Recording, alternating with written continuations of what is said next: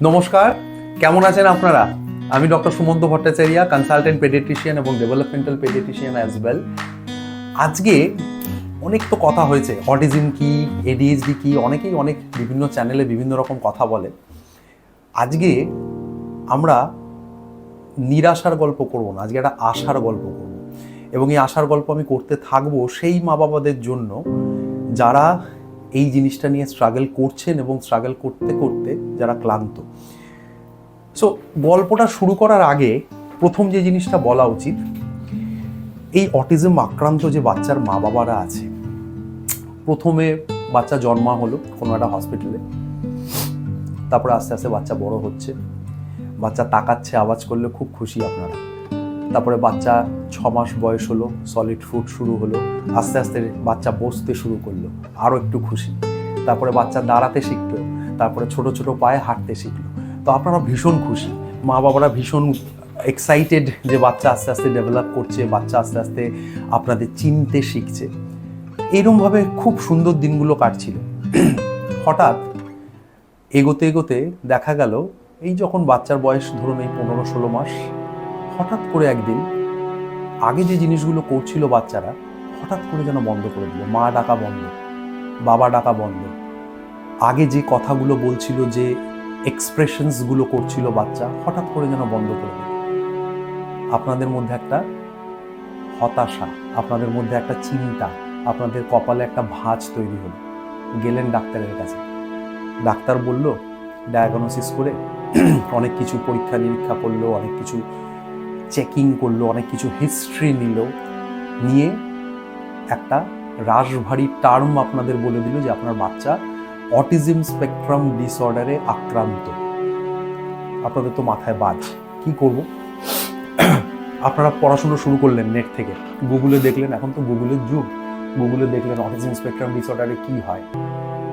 সব জায়গায় দেখে একটা জায়গায় আপনারা বুঝতে পারলেন আলটিমেটলি কিছু হয় না, আর কিছু করার নেই, সময় মনে হয় চলে গেল। এই জায়গাটা থেকেই আজকে আমার এই ভিডিও করা। সময় চলে যায়নি, সময় শুরু হলো। এই কথাটা বলার আগে, যেটা খুব ইম্পর্ট্যান্ট, আজকে আমরা যেটা নিয়ে আলোচনা করছি এবং এটা ভবিষ্যতেও আমি প্রত্যেকটা আমার ভিডিওতেও করতে থাকবো আগামীকালে, আশার গল্প। আজকে এমন একজন পার্সোনালিটি নিয়ে আমরা আলোচনা করব যে অটিজম স্পেকট্রাম ডিসঅর্ডারে আক্রান্ত।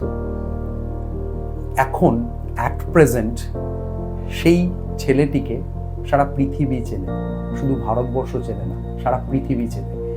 এবং তার পেছনে, এই যে আজকে চেনার পেছনে শুধু সেই ছেলেটির অবদান নেই, তার মা বাবার অবদান আছে, তার পরিবারের অবদান আছে, এবং ডেফিনেটলি তার সঙ্গে যারা খুব ওতপ্রোতভাবে কাছাকাছি জড়িত, প্রত্যেকের অবদান আছে। সো আশার গল্প আজকে শুরু হলো, প্রথম এপিসোড। যাকে নিয়ে আমরা আলোচনা করছি তার নাম হচ্ছে প্রণব বক্সী। প্রণব বক্সী বলার পরেই জানি আমি, আপনি ভিডিওটা দেখার পরেই আপনারা এবার উইকিপিডিয়া বা গুগলে আবার সার্চ করবেন যে কে এই প্রণব বক্সী। প্রণব বক্সী 1994 সালে উনি জন্মগ্রহণ করেন দিল্লিতে। সেম আপনাদের মতো একই গল্প। ওনার মা অনুপমা বাচ্চাকে নিয়ে বেশ খুশি, 1.5 বছর 2 বছর অবধি খুব ভালো বাচ্চা, সব ডেভেলপ করছে। হঠাৎ করে দেখা গেল তার এই ডেভেলপমেন্টসগুলো আস্তে আস্তে কমতে শুরু করলো, তার সোশ্যালাইজেশন, কমিউনিকেশন কমতে শুরু করলো। ডায়াগনোসিস হলো অটিজম স্পেকট্রাম। তারপরে শুরু হলো মা এবং তার বাড়ির পরিবারের বাকি লোকজনের স্ট্রাগল। আজকে ছেলেটি ওয়ার্ল্ডের মধ্যে first, one of the best, one of the রেপুটেড, one of the renowned model, এবং ল্যাকমি ফ্যাশন উইক বিভিন্ন রকম সেই ছেলেটি প্রাইজ পেয়েছে। Not only that only, but also ছেলেটি তার অ্যাকাডেমিক্সেও সে এখন চাকরি করে থমসন রয়টারের মতো একটি খুব বড় সংস্থাতে। তার সাথে সাথে সে মডেলিং, তার সাথে সাথে সে অথর, সে বিভিন্ন লেখা, গল্পের বই, এই জিনিসগুলো, পোয়েট্রি, সে বিভিন্ন কবিতা, এইগুলো লেখা নিজের মতো করে। সো এই যে জার্নিটা, আজকে কেন এই ভিডিওটা করার উদ্দেশ্য আপনাদের জানানো, যে শেষ হয়ে যায়নি, দিস ইজ দ্য স্টার্টিং। মানে if you people are thinking যে আমার বাচ্চার অটিজম স্পেকট্রাম ডিসঅর্ডার হয়েছে মানে এখানেই সব শেষ, আর আগে কিছু নেই, এই থিঙ্কিংটা ঝেড়ে ফেলতে হবে মাথা থেকে, প্রথম ফার্স্ট। সেকেন্ড পয়েন্ট হচ্ছে অটিজম স্পেকট্রামে একটা খুব ইম্পর্ট্যান্ট ইস্যু, যেটা আপনাদের সবার মধ্যেই একটা ধারণা আছে এবং এটা সত্যি কথাই, যে এদের খুব ন্যারো স্পেকট্রাম, মানে ন্যারো, মানে দ্য কমিউনিকেশনস বলুন, সোশ্যালাইজেশন বলুন, এটা খুব ন্যারো স্পেকট্রামে চলে আসে, এরা খুব ওয়াইড স্পেকট্রামে সেটা করতে পারে না। কিন্তু এটাই হচ্ছে পয়েন্ট, এটাই হচ্ছে অটিজম স্পেকট্রামের সবচেয়ে বড় শক্তি। এমন কিছু স্পেকট্রাম এদের মধ্যে থাকে বা এমন কিছু কোয়ালিটি এদের মধ্যে ওয়ার্ড থাকে যেটা সাধারণ মানুষের মধ্যে থাকে না। You have to detect that. মা বাবা হিসেবে আজকে প্রণবের মা অনুপমা সেই জিনিসটা ডিটেক্ট করেছিল যে ছেলের মডেলিং ভালো লাগে, ছেলে এক্সপ্রেস করেছিল এবং সেটাকে সে সেইভাবে আজকে কোঅপারেট করে আজকে এই জায়গায় নিয়ে এসছে যাতে সারা পৃথিবী তাকে চিনতে পারে। সো এই ন্যারো স্পেকট্রাম, একটা কথা আপনারা সবাই শুনেছেন, that is a very popular phrase, Jack of all trace master of নান। হওয়ার দরকার নেই, অল ট্রেস হওয়ার দরকার নেই। আমার ন্যারো স্পেকট্রামই হচ্ছে আমার সবচেয়ে বড় শক্তি। Autism is not a disease, autism is a super power.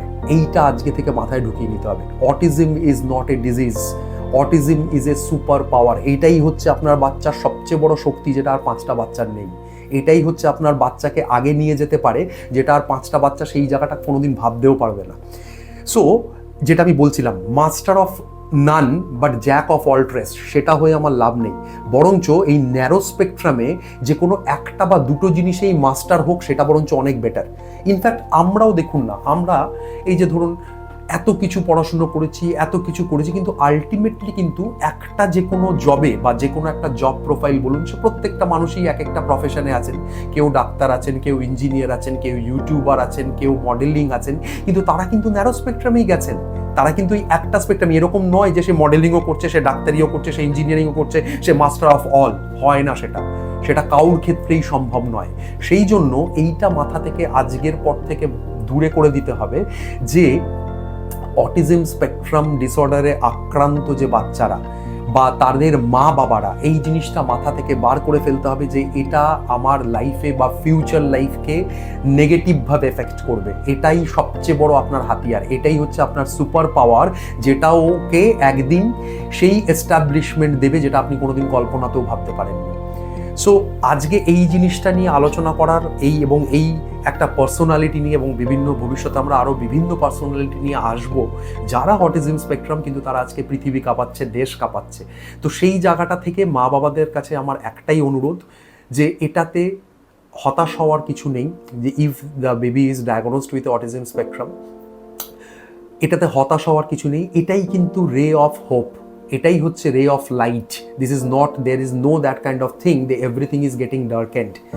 So এখান থেকেই আমাদের যাত্রা শুরু হবে এবং এখান থেকেই সেই পাওয়ার। এবং আপনাদের এই আজকে যে এই ভিডিওটা করলাম বা এই পার্সোনালিটির ব্যাপারে আজকে যে কথাটা বললাম, তার থেকে একটা জিনিস পরিষ্কার, আপনাদের এখন থেকে কাজ হবে, যখনই বাচ্চা বড় হচ্ছে, যখনই বাচ্চা এগোচ্ছে, তার ডেভেলপমেন্ট যে বিভিন্নভাবে এগোচ্ছে, তখন থেকে পিক আপ করা যে বাচ্চার কোন দিকে খুব বেশি মনোযোগ বা কোন দিকে খুব বেশি ন্যাক, সেই জায়গাটাকে আপনি ভালো করে নারিশ করতে থাকুন।